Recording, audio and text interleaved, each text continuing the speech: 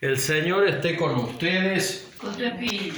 Evangelio de nuestro Señor Jesucristo según San Lucas. Gloria a ti, Señor. Por la señal de la Santa Cruz de nuestros enemigos, líbranos, Señor, Dios nuestro. Jesús se retiró a una montaña para orar y pasó toda la noche en oración con Dios. Cuando se hizo de día, llamó a sus discípulos y eligió a 12 de ellos, a los que dio el nombre de apóstoles. Al bajar con estos se detuvo en una llanura. Estaban allí muchos de sus discípulos y una gran muchedumbre que había llegado de toda la Judea, de Jerusalén y de la región costera de Tiro y de Sidón. Entonces Jesús, fijando la mirada en sus discípulos, dijo: «Felices ustedes los pobres, porque el reino de Dios les pertenece. Felices ustedes los que ahora tienen hambre, porque serán saciados. Felices de ustedes los que ahora lloran, porque reirán. Felices ustedes cuando los hombres los odien, los excluyan, los insulten y proscriban el nombre de ustedes. Considerándolos infames a causa del Hijo del Hombre. Alégrense y llénense de gozo en ese día, por la que la recompensa de ustedes será grande en el cielo. De la misma manera los padres de ellos trataban a los profetas. Pero ay de ustedes los ricos, porque ya tienen su consuelo. Ay de ustedes los que ahora están satisfechos, porque tendrán hambre. Ay de ustedes los que ahora ríen, porque conocerán la aflicción y las lágrimas. Ay de ustedes cuando todos los elogien. De la misma manera los padres de ellos trataban a los falsos profetas». Palabra del Señor. Gloria a ti, Señor Jesús. Que las palabras del Evangelio borren nuestros pecados. Amén. Amén. Bueno, felices, bienaventurados. Bienaventurados. Estas son las famosas bienaventuranzas. Las bienaventuranzas tienen dos versiones. Una en el Evangelio de Mateo, que se le llama Sermón del Monte, porque Jesús predica en una montaña. Y las bienaventuranzas, bienaventurado quiere decir feliz, y las bienaventuranzas de San Lucas, donde Jesús predica en la llanura. El monte simboliza, cuando habla de Mateo, el monte simboliza el lugar de encuentro con Dios. En cambio, la llanura es tener los pies en la tierra, y no está tan bueno tener los pies en la tierra a veces, porque la llanura también significa las limitaciones. O sea, Jesús se va en este caso a predicar a la llanura, porque escuchando su mensaje podemos ir al monte, es decir, al encuentro con Dios. Esta versión de las bienaventuranzas es más corta que la de Mateo, pero porque también el mensaje, si bien no se contradice con el de Mateo, el mensaje es un poco distinto. Porque en el Evangelio de Mateo dicen felices los pobres de espíritu, felices los que son sencillos, los que son humildes. Acá dice felices los pobres, porque de hecho el reino de los cielos. Felices ustedes los que tienen hambre, porque serán saciados. O sea, en esta bienaventuranza,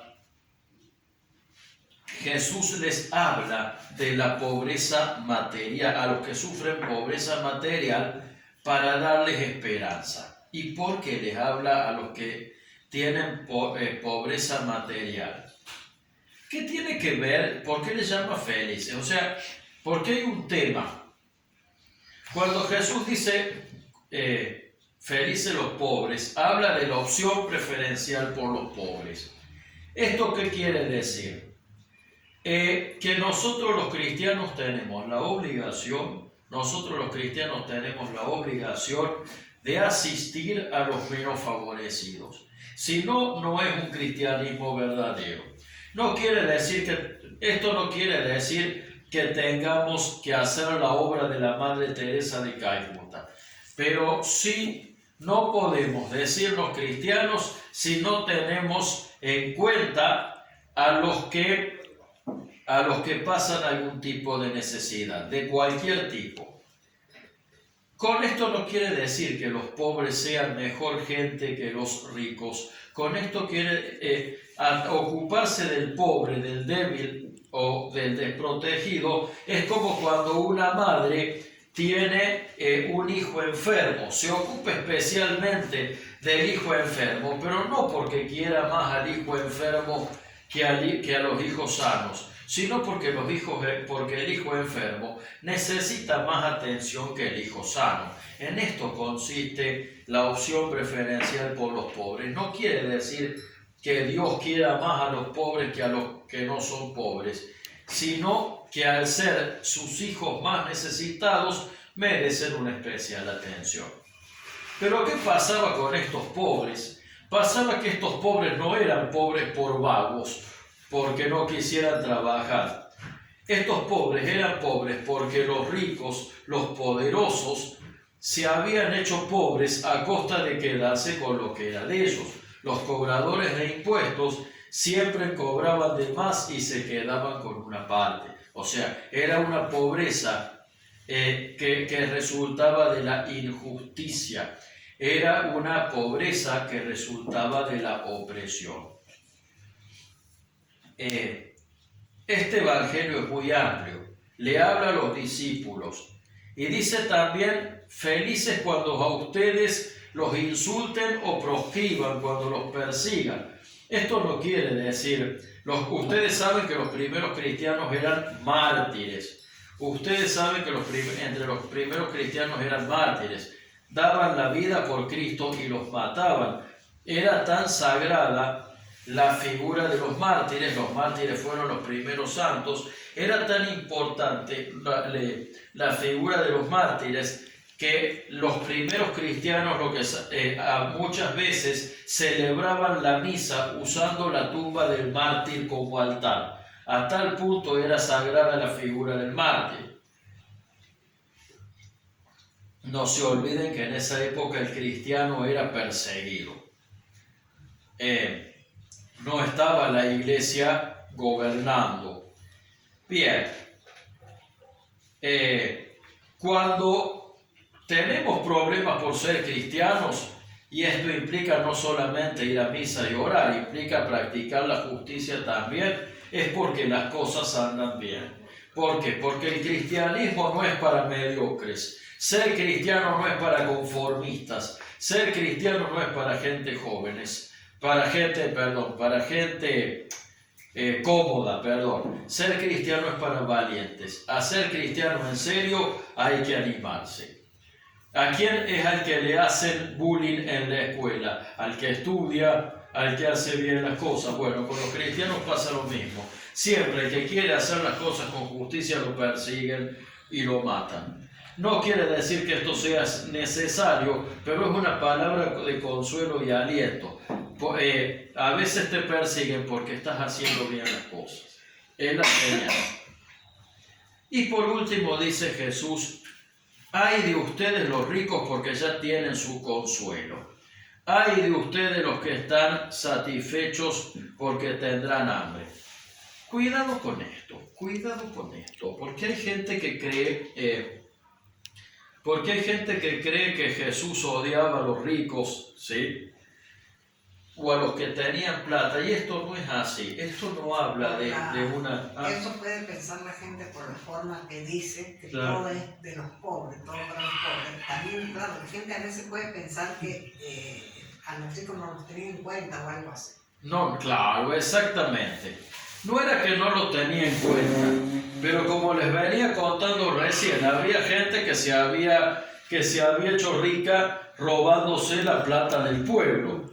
Exactamente, es como vos decís, había gente que se hacía rica robándose la plata del pueblo. Un caso eran los cobradores de impuestos. En ese momento Israel estaba colonizado por Roma. Entonces, una parte, el cobrador de impuestos llevaba una parte para Israel y otra parte para el Imperio Romano. pero se quedaban con la coima, le cobraban de más a la gente y esa parte se la quedaban. O sea, entonces claro, ¿qué pasaba? Era una riqueza injusta, ¿sí? Y entonces los ricos creían que teniendo plata ya tenían la vida comprada. Y ahí puede pasar donde Jesús nos habla a nosotros, o sea, porque, por ejemplo, nosotros que no somos ricos teniendo plata, en general todos somos pobres de algo, a todos nos falta algo, y esa pobreza es la ventanita por la que Dios se mete en nuestra vida. A todos, por ahí no nos falta plata, pero nos falta un abrazo, por ahí no nos falta plata, pero nos falta la contención de una familia, por ahí no nos falta plata, pero nos falta educación, por ahí no nos falta plata, pero nos falta un amigo. O sea, todos tenemos alguna pobreza. ¿A qué nos llama Jesús? Jesús nos invita a ser felices, pero a ser felices en serio. Y nos quiere decir que la felicidad no está en la riqueza, que la felicidad no está en conformarse con lo que tengo o en sentirme cómodo en lo que tengo. Porque cuidado, yo me puedo agarrar de mi casa. Yo puedo pensar que tengo la vida resuelta porque tengo mi casa. Y si viene un terremoto, ¿qué pasa? Yo puedo decir, soy feliz, ya tengo todo porque tengo mis hijos. Sí, pero un día tus hijos se van a casar y se van a ir de tu casa. Soy feliz porque tengo mi plata. Un buen día te quedaste en la ruina. Acuérdense del corralito. Acuérdense del corralito. Eso sí que sufrieron mucho la gente. Claro, y fue una gran injusticia también. Fue parte de esa corrupción del poder. En cambio, cuando mi riqueza es Jesús, cuando mi riqueza es seguir a Cristo y el Evangelio, todo lo demás encuentra su justo lugar. Entonces, está bueno tener riqueza, no está bien ser pobre en el sentido de no tener para comer o no tener para ir al médico, no es bueno. Lo malo es aferrarse a la riqueza y a las cosas, hasta tal punto que me convierte en un ser conformista, en un ser egoísta, en un ser mediocre, en un ser individualista. Hablando de los incendios en Corrientes, y hablando del egoísmo, ¿qué tendrá que ver? Ustedes saben que tirando un fósforo en cualquier pastizal se puede quemar un bosque entero. No hay que conformarse, gente. La felicidad tiene un nombre concreto y es Jesús. Pidámosle a Jesús esa felicidad. Amén. Amén. Amén.